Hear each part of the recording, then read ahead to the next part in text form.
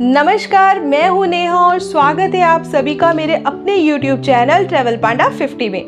दोस्तों, आज की वीडियो उन सभी के लिए बहुत खास होने वाली है जो मेघालय घूमने जाने वाले हैं और सोच रहे हैं कि हम मेघालय कैसे जाएं, कितना खर्चा लगेगा।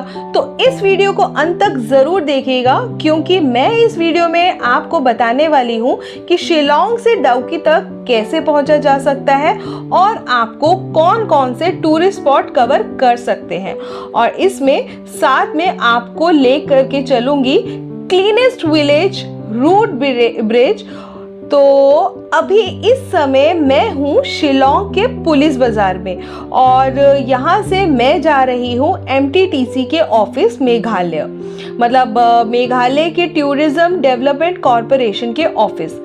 आपको पुलिस बाज़ार से यहाँ से शेयर टैक्सी मिल जाती है जो कि अराउंड 30 रुपीज़ पर पर्सन चार्जेस लेती है। तो ये जो आप मेरे पीछे टैक्सी देख रहे हैं, ये वही टैक्सी है जो कि शेयर्ड में चलती है। तो मैंने तो अपने लिए शेयर टैक्सी ले ली है और अभी मैं जा रही हूँ MTDC के ऑफिस।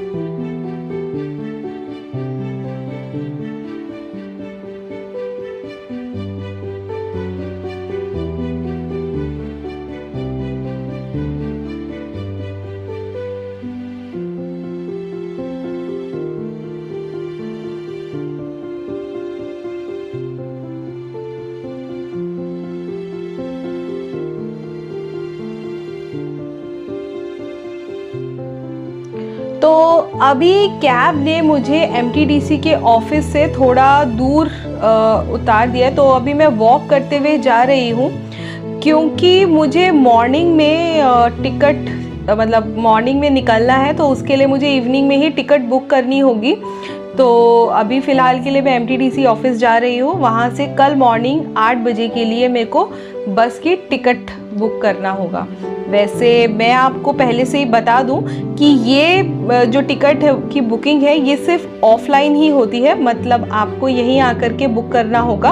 ऑनलाइन टिकट बुक नहीं की जा सकती है। तो ये वही रास्ता है MTDC के ऑफिस। यहाँ पे अभी लोकल ट्रैवलर मतलब शेयर्ड से यहाँ पे टैक्सी नहीं रोकती है, तो थोड़ा सा वॉकिंग डिस्टेंस पर ही है ऑफिस। तो इसीलिए मैं वॉक करती हुई जा रही हूँ और मौसम भी बहुत प्यारा मौसम हो रहा है, तो वॉक करने का एक अलग ही मज़ा है।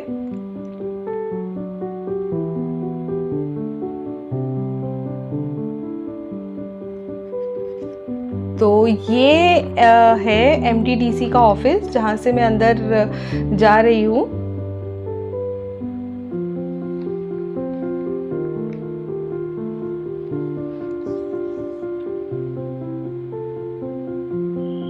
तो अभी इस समय मैं पहुंच चुकी हूं MTDC के ऑफिस। यही है MTDC का office, Meghalaya tourism development corporation. तो यहाँ से आपको जो है टिकट बुक करनी होगी। यहाँ से आप टिकट बुक कर सकते हैं अपनी कल की जर्नी के लिए। यहाँ पे काफ़ी सारे प्लान्स अवेलेबल रहते हैं, तो वो आपको डिसाइड करना होगा। तो चलिए देखते हैं अंदर कि कैसा है ऑफिस और किस तरीके की फैसिलिटी और क्या क्या यहाँ पे प्लान्स रहते हैं।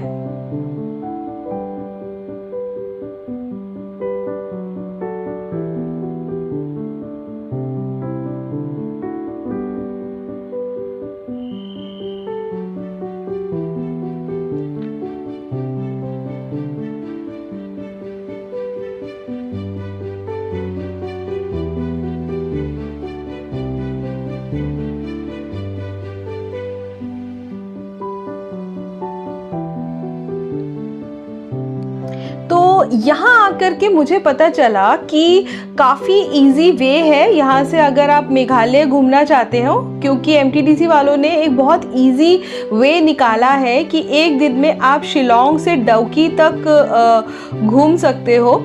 और यहाँ पर आप देख सकते हो रूट ब्रिज और एशिया का क्लीनेस्ट विलेज वगैरह, यहाँ ये सब मेन इम्पॉर्टेंट रहता है कि आप इसका एक पर्टिकुलर एक चार्जेस रहते हैं जो कि आपको एक पे करना होता है और जिसके बदले आपको टिकट मिलती है। मैं आपको थोड़ा सा कैमरा जूम करके दिखाती हूँ। ये देखिए, जैसे कि ये एक प्लान है, अगर आप मेघालय घूमना चाहते हो, मेघालय का एक अलग है, शिलोंग का एक अलग प्लान रहता है और ज़्यादा चार्जेस भी नहीं रहते हैं, 700 के करीब इसके चार्जेस रहते हैं पर पर्सन।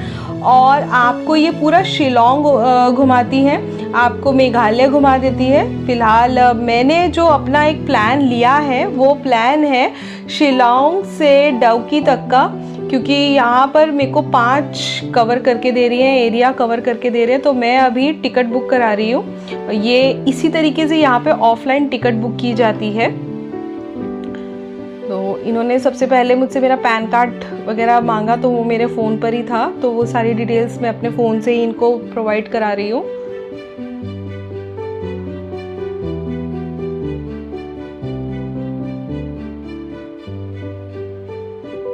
कुछ फॉर्म्स होते हैं जो कि ये साइन करवाते हैं, तो आपको साइन करके इनको देना होता है, देन फिर ये आपको टिकट देते हैं। प्लस एक बहुत इम्पॉर्टेंट चीज़ है, यहाँ पे credit card debit card accept नहीं होता है, यूपीआई एक्सेप्टेबल है और दूसरा आप कैश पेमेंट कर सकते हैं, बस। इसके अलावा कोई क्रेडिट कार्ड नहीं, डेबिट कार्ड नहीं यहाँ यूज़ होता।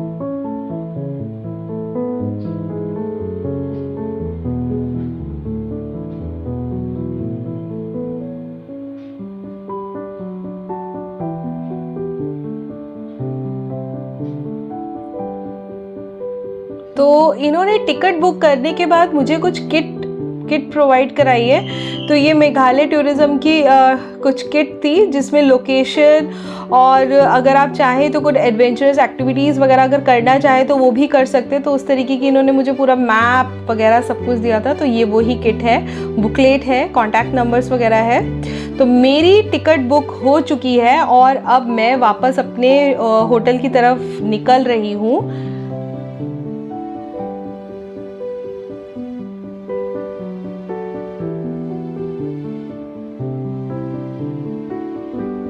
तो मैं अब अपने होटल की तरफ निकल रही हूँ और मेरी टिकट बुक हो चुकी है। ये है टिकट, जो कि 2 टिकट हमने बुक कराई है, पर पर्सन 700 रुपीज़ लगे हैं। और मैंने जो प्लान लिया है वो शिलोंग से डाउकी तक का लिया है, जिसमें 5 टूरिस्ट प्लेसेस इंक्लूड किए जा रहे हैं, जैसे कि canyon valley, Riwai valley root bridge, Mawlynnong clean village और डाउकी रिवर और बोरफिल बॉर्डर लाइन। तो ये सारे के सारे मुझे मिले हैं 700 रुपीज़ के अंदर पर पर्सन, जो कि कल सुबह मुझे बस मिलेगी यहाँ से 8 बजे से और ये वापस मुझे 8:30-9 बजे तक इवनिंग में पुलिस बाज़ार ड्रॉप कर देगी। तो ये है आज का स्केड्यूल और कल का स्केड्यूल। फ़िलहाल मैं निकलती हूँ अपने होटल के लिए, क्योंकि कल सुबह मॉर्निंग में मुझे दोबारा आना है। तो मुझे एक अच्छा सा बेड रेस्ट चाहिए है ताकि मैं रेस्ट करूं, अच्छा सा डिनर करूं और कल मॉर्निंग यहाँ पर शार्प 7-7:30 यहाँ पर पहुँच जाऊं।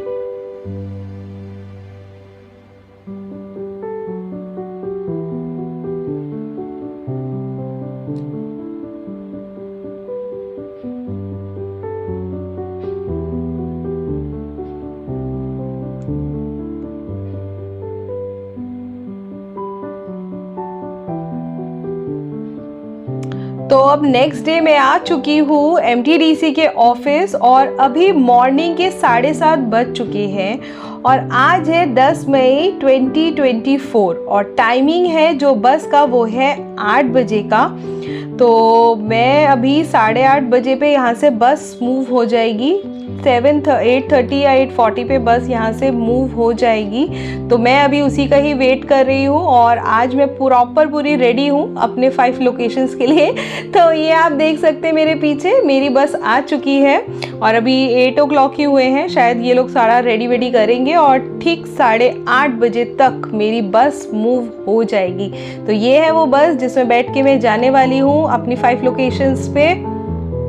और चलिए फिर सबसे पहले एक बार बस देख लेते हैं क्योंकि 8:30 हो चुके हैं।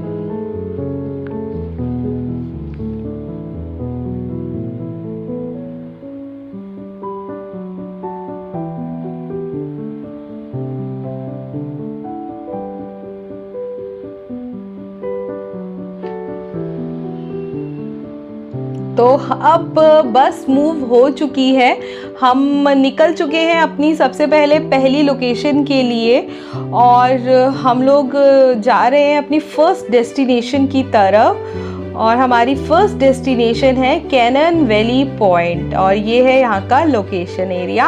आप ये देख सकते हैं कितना प्यारा लोकेशन है।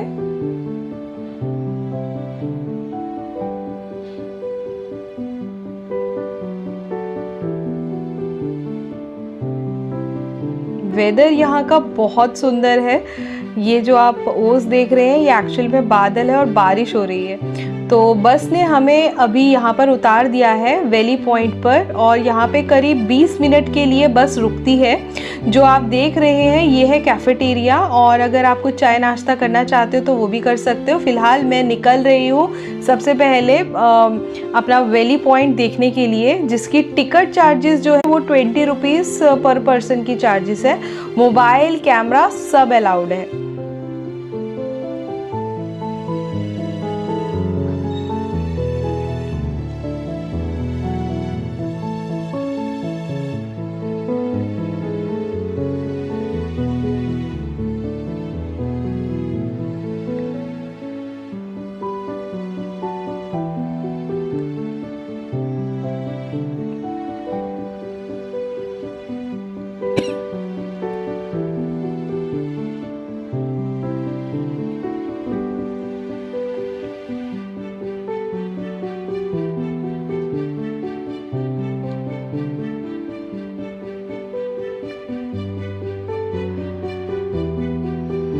तो ये मैं पहुंच चुकी हूँ यहाँ पर। ये है वैली पॉइंट और ये एक्चुअल में बहुत ज़्यादा खूबसूरत है और हल्की हल्की यहाँ पे बारिश हो रही है जो कि एक अलग ही मज़ा आता है यहाँ पर। आप ये जो देख रहे हो ये बादल जो यहाँ पर आपको दिखाई दे रहा है, 15 से अभी 16 डिग्री यहाँ का भी टेम्परेचर है और ये जो फॉग है ये एक्चुअली में बादल है और एक अलग सी ही फीलिंग है। वैसे कैनन वैली जो डीप एंड डार्क वैली के नाम से जाना जाता है, तो भाई डीप तो है ही क्योंकि और डार्क भी इसलिए क्योंकि ये वैली बादलों से एकदम घिरी रहती है, ढकी रहती है। वैसे ये व्यू पॉइंट है बट व्यू कुछ देखने को नहीं मिलता है क्योंकि चारों तरफ बादल ही है।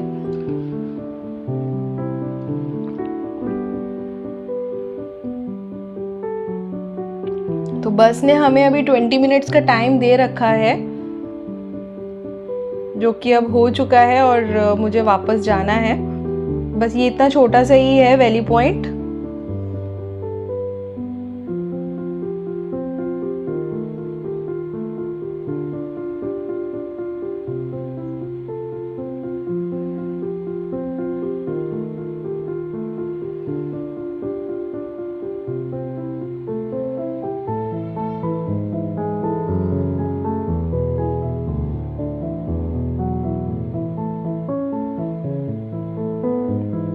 और ये है मेरी गाइड जो कि मुझे वापस बुलाने के लिए लेकर के आई थी क्योंकि मैं तो 20 मिनट से 25 मिनट्स हो चुके थे और बस में सब हमारा वेट कर रहे थे। तो इसलिए अब हम भागते हुए जा रहे हैं अपनी नेक्स्ट डेस्टिनेशन की तरफ और ये मेरी सेकंड डेस्टिनेशन की तरफ अब हम जा रहे हैं रिवाई लिविंग रूट ब्रिज। और ये ब्रिज 2 गांव को जोड़ता है। तो चलिए देखते हैं रिवाई लिविंग ब्रिज रूट।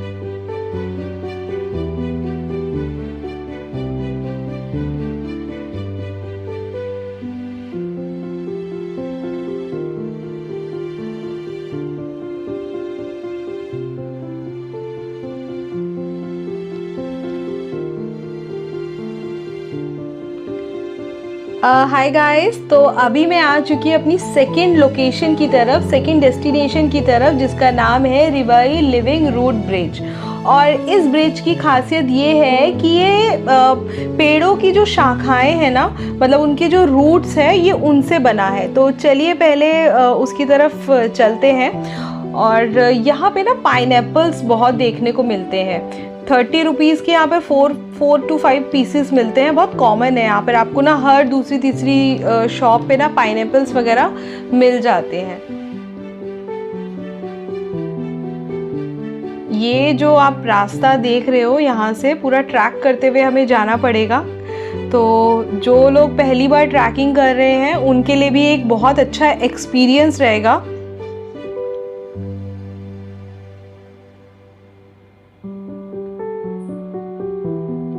ऐसे रास्ते में आपको छोटे छोटे ऐसे स्टॉल्स आपको दिखाई देते मिलेंगे। तो अगर आप कुछ खाना पानी वानी कुछ लेना चाहते हो तो आप यहाँ से आप इजीली आपको अवेलेबल हो जाएगा।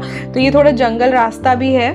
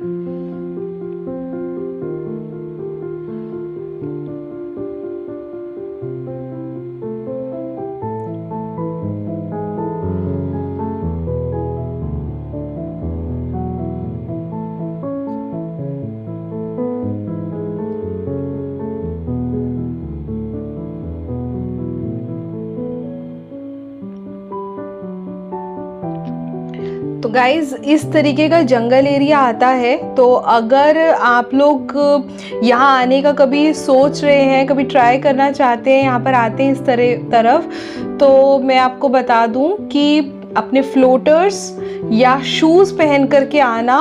वो फुटवेयर्स पहना जिसमें आप बहुत कंफर्टेबल हो, क्योंकि ये काफ़ी जंगल एरिया है और यहाँ पे स्लिप होने का खतरा है। ऑब्वियसली मेघालय में है हम लोग, तो यहाँ पे तो बारिश होती ही है। तो इस चीज़ का आप ध्यान ज़रूर रखिएगा। ये आप देख रहे हैं, इस तरीके का जंगल एरिया आता है। तो इसमें आप इस बात का पूरा ध्यान रखिएगा कि आप लोग अपने फुटवेयर ज़रूर पहन करके आए, और ऐसे जो कि स्लिप ना होती हो, क्योंकि यहाँ पर बारिश आए दिन मतलब हर थोड़ी थोड़ी देर में होती रहती है। तो अपने रेनकोट्स, अम्ब्रेला ज़रूर कैरी कीजिएगा।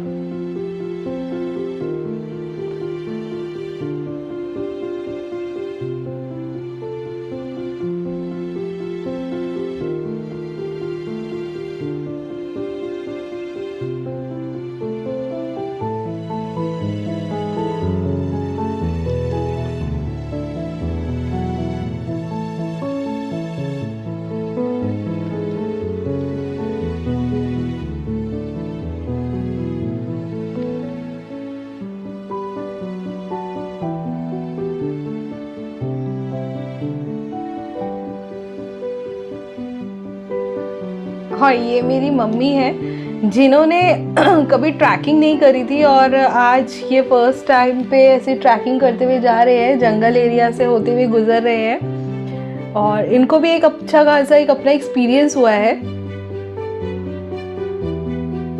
आई होप कि अगर आप भी अपनी फैमिली के साथ में आते हैं, फ्रेंड्स के साथ में आते हैं, तो आपको यहाँ पे डेफिनेटली आपको एक बहुत अच्छा एक्सपीरियंस होने वाला है, क्योंकि बहुत नेचुरल नेचर को आप फील कर सकते हो और मतलब इतना पीसफुल यहाँ पे रहता है।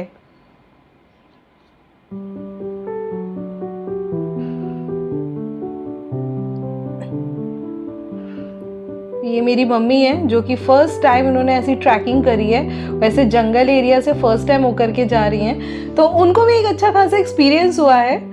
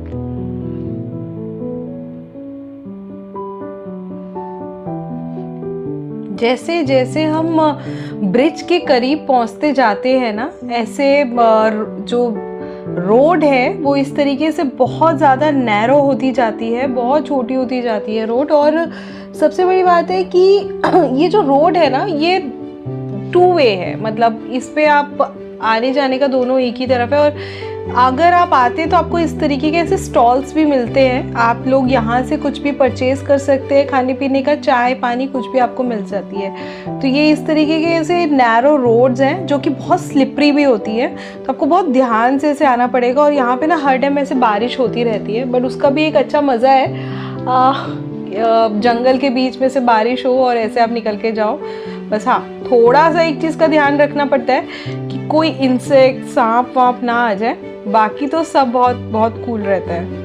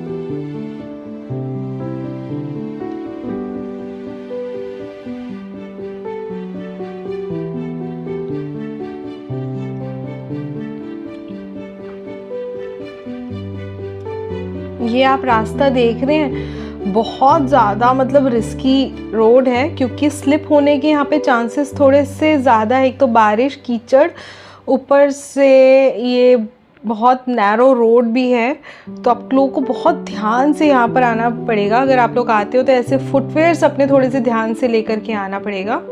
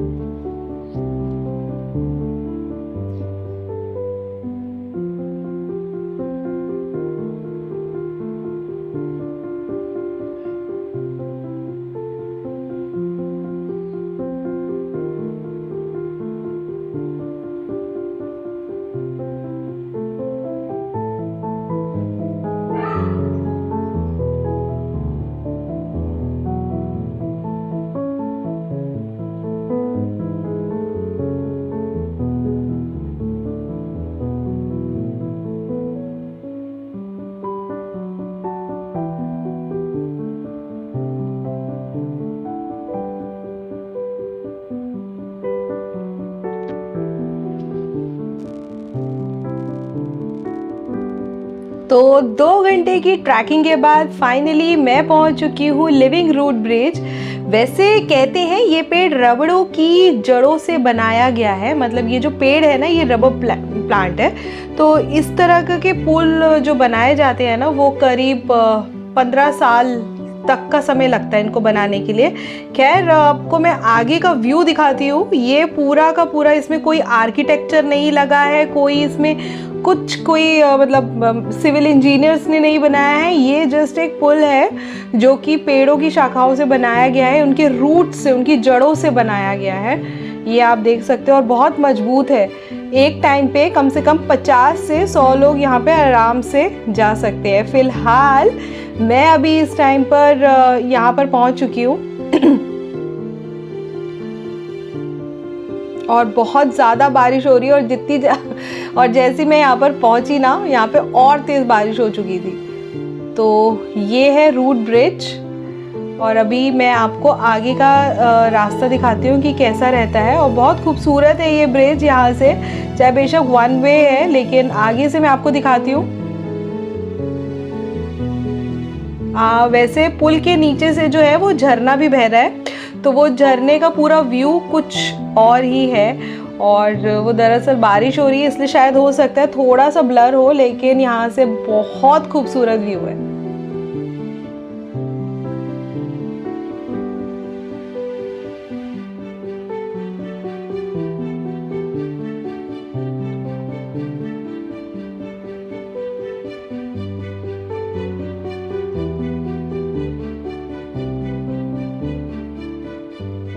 तो ये है वो ब्रिज, इस तरीके की पेड़ों से ये बना हुआ ये ब्रिज है।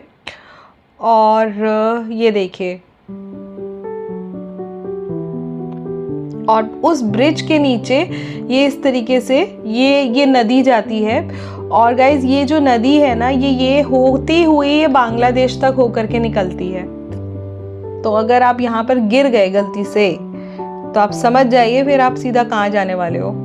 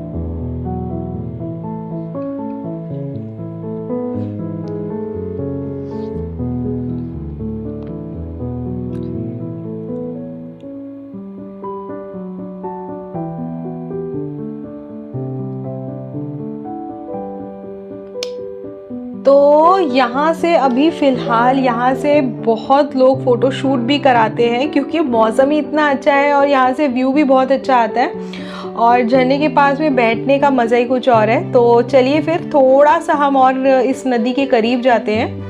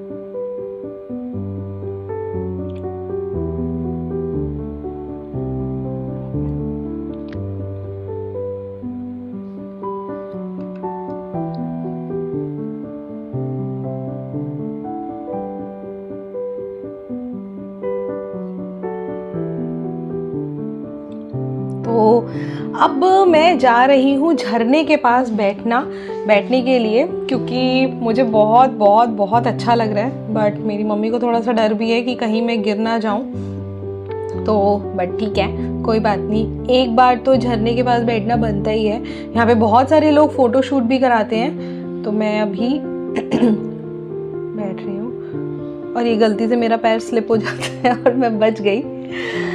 बट यहाँ पर बैठने का ना एक अलग ही व्यू है और बहुत मज़ा आता है यहाँ पर बैठ करके, बहुत अच्छे से शांति सी महसूस होती है। मेरी मम्मी ने मुझे ज़्यादा देर तक यहाँ पर बैठने नहीं दिया है, क्योंकि एक बार मैं स्लिप हो गई हूँ और उनको लग रहा है कि कहीं मैं गिर ना जाऊँ, तो उन्होंने मुझे वापस बुला लिया है और अब मैं वापस जा रही हूँ। लेकिन गाइस सीरियसली अगर बारिश नहीं होती ना, मैं तो और देर तक बैठती। बट यहाँ से बैठने का मज़ा ही कुछ और है, एक अलग ही व्यू है, एक अलग ही शांति है, बहुत अच्छा लगता है। ऊपर से बारिश हो रही है, तो आप लोगों को ज़रूर रेकमेंड करूँगी, यहाँ पर ज़रूर आइएगा। तो अब मैं निकल चुकी हूँ अपनी थर्ड डेस्टिनेशन की तरफ, जिसका नाम है माइनिंग नोंग क्लीन विलेज। तो ये अब फाइनली मैं पहुंच चुकी हूँ माइनिंग नोंग क्लीन विलेज में। वैसे आप लोगों को मैं बता दूं कि ये ना एशिया के क्लीनेस्ट विलेज के नाम से जाना जाता है, और ट्रैवल पत्रिका डिस्कवर इंडिया ने वर्ष 2023 में ना इसे गांव को एशिया का सबसे क्लीनेस्ट विलेज माना गया है। तो चलिए फिर सबसे पहले मैं आपको इस गांव के बारे में और भी ज़्यादा अच्छी अच्छी चीज़ें बताऊंगी, क्योंकि इस गांव में है टोटल 90 घर और वो बहुत दूरी पर बने हुए हैं, और मैं आपको यहाँ पर एक एक चीज़ अच्छे से एक्सप्लोर कराने वाली हूँ। तो चलिए फिर चलते हैं इस गांव की तरफ और देखते हैं क्यों आखिर ये एशिया का सबसे पहला क्लीनेस्ट विलेज माना जाता है।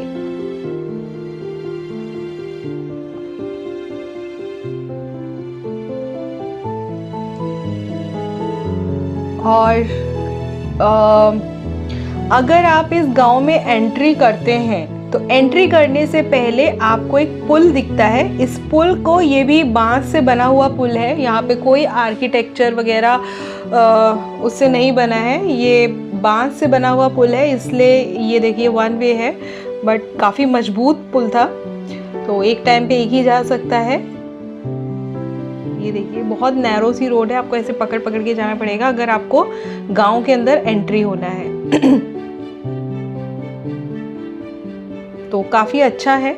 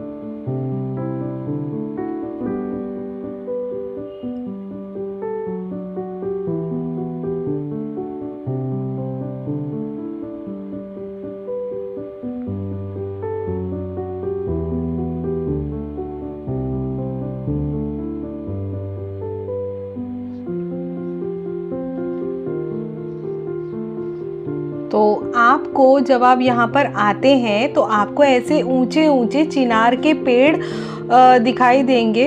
हवा और ठंडी ठंडी हवा जो कि यहाँ की सुंदरता को और भी ज़्यादा बढ़ा देती है। पर आपको एक चीज़ बता दूँ, यहाँ पे हर चीज़ आपको बांस की लकड़ियों से बनी हुई दिखाई देगी। कुछ भी, अगर चाहे एक आप डस्टबिन भी देखेंगे ना, तो वो भी एक बांस की लकड़ी का बना हुआ दिखाई देगा, जो कि अच्छा भी है, इको फ्रेंडली रहता है। तो ये है यहाँ पर, इसी को ही अगर ये ख़राब हो जाता है तो बाद में इसी से ही आई थिंक खाद वाद बना देते हैं। तो कोई कचरा वचरा यहाँ पर बिल्कुल भी नहीं है, ऐसा नीट एंड क्लीन ये गांव है। ये आपको लग रहा होगा कोई जंगल है या कोई ट्रैकिंग एरिया है, नहीं, ये एक गाँव है जहाँ पर मैंने घर बहुत कम देखे हैं, क्योंकि मैंने आपको बताया ना 90 घर हैं यहाँ पे टोटल।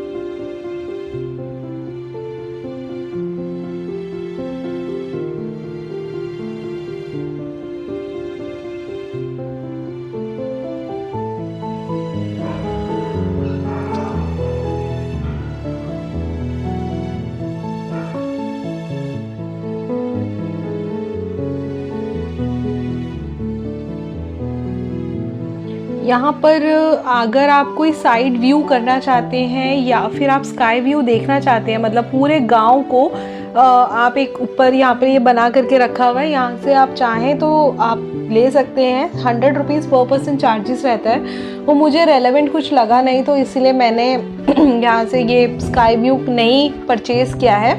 क्योंकि अगर आप इस गांव के अंदर एंट्री करते हैं तो एंट्री चार्जेस ही यहाँ के 30 रुपीज़ पर पर्सन के चार्जेस हैं। और हमें जो बस ने यहाँ पे वेट करने के लिए कहा था वो 60 मिनट्स का टाइम दे रखा है अच्छे से जगह को एक्सप्लोर करने के लिए। तो ऐसा है।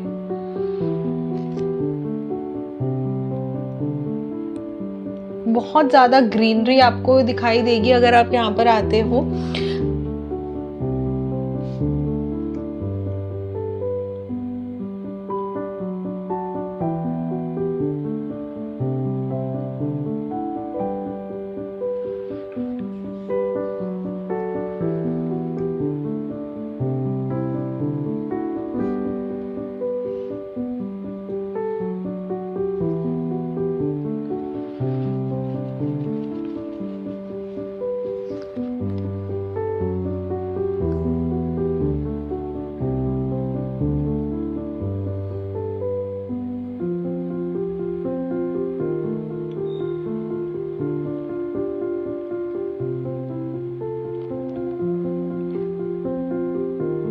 तो ये है क्लीनेस्ट विलेज, यहीं तक था। थोड़ा सा कम एरिया में है, बट ठीक है, बहुत खूबसूरत है ये जगह, बहुत शांत है, पीसफुल है। और अगर आप यहाँ पर आते हैं तो यहाँ पर 30 रुपीज़ आपको एंट्री चार्जेस आपको देनी होती है।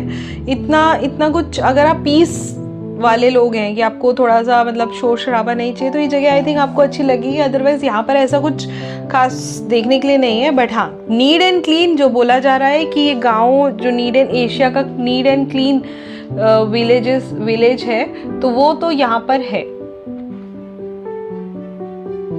तो अब मैं निकल रही हूँ। यहाँ के स्थानीय निवासियों ने कुछ स्टॉल लगाया हुआ है, कहते हैं कि यहाँ पर कुछ बहुत सारी चीज़ें देखने को मिलती है, कुछ स्पेशल है। तो चलिए एक बार चेक करते हैं कि क्या क्या है मार्केट में।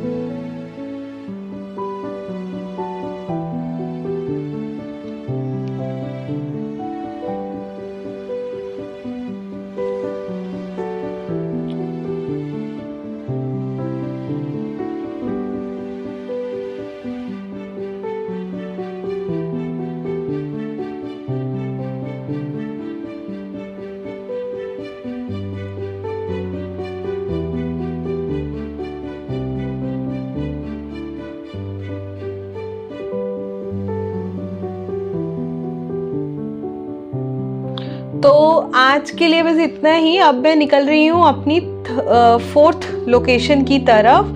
तो चलिए फिर।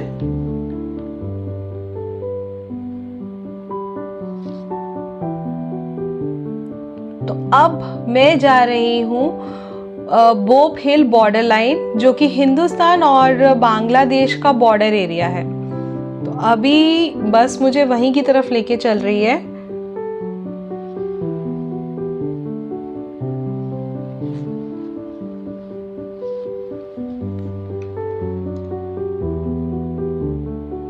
तो हाय, तो मैं पहुंच चुकी हूँ अभी बोप हिल बॉर्डर लाइन, जो हिंदुस्तान और बांग्लादेश का बॉर्डर एरिया है। और यहाँ पर बस जो है 10 मिनट के लिए रुकी हुई है। यहाँ पर वाटरफॉल देखने के लिए लोग आते हैं दूर दूर से।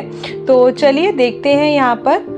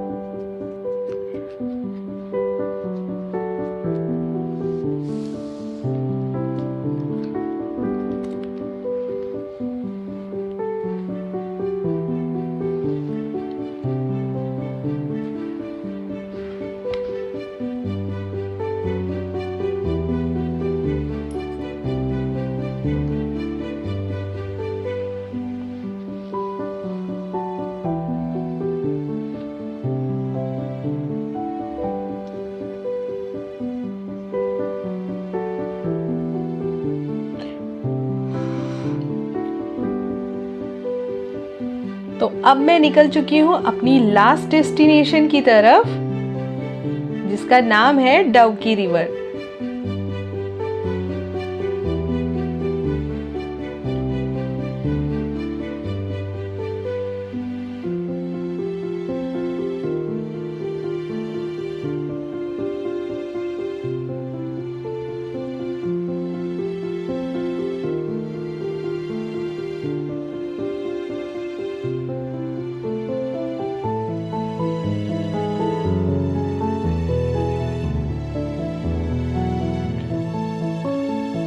हाय गाइस, तो अब मैं पहुंच चुकी हूं अपनी लास्ट डेस्टिनेशन की तरफ, जिसका नाम है डवकी रिवर। और हमने यहाँ पर हमें टाइम मिला है 1 आवर का। और यहाँ पर आप अगर आते हैं तो यहाँ पर आपको बहुत सारी एक्टिविटीज़ देखने को मिलेगी, जैसे कि बोटिंग हो गया। तो चलिए देखते हैं यहाँ पर क्या क्या फेमस है। और कहते हैं कि यहाँ पर जो रिफ्लेक्शन है ना, वो बहुत क्लियर रहता है। मतलब आप यहाँ पे एकदम क्रिस्टल क्लियर पानी देख सकते हैं। तो चलिए देखते हैं क्या क्या खास है यहाँ पर।